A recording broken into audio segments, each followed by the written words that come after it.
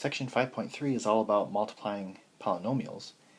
So this first question is actually a monomial times a monomial. It's a one term times a one term. But we still actually have three different parts to it because we have the regular numbers, the x's, and the y's. So the regular numbers, 6 times 3, that's going to be 18. The x's, x to the 4th times x to the 7th, that is x to the 11th, because you want to add your exponents. And then the y's, that's going to be y to the 3, and that'll be your answer. Number 2 is a monomial times a binomial, a one term times a two term. So we do need to distribute it. So with the first one, 5 times negative 3 is negative 15. X times x to the 4th is x to the 5th. For the second one, 5 times 4 is plus 20. And x times x is x squared.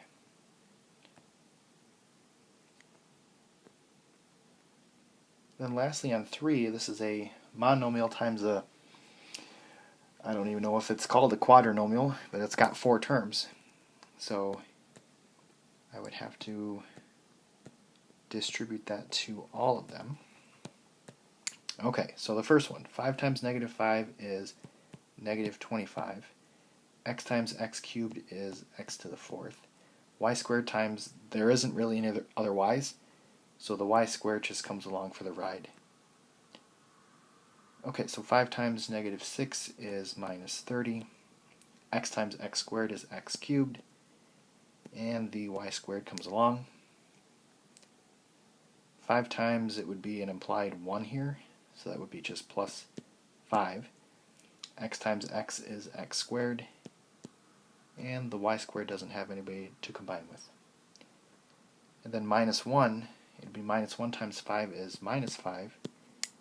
The x doesn't have anybody to combine with, so it just comes along. And the y squared doesn't have anybody to combine with, so it just comes along.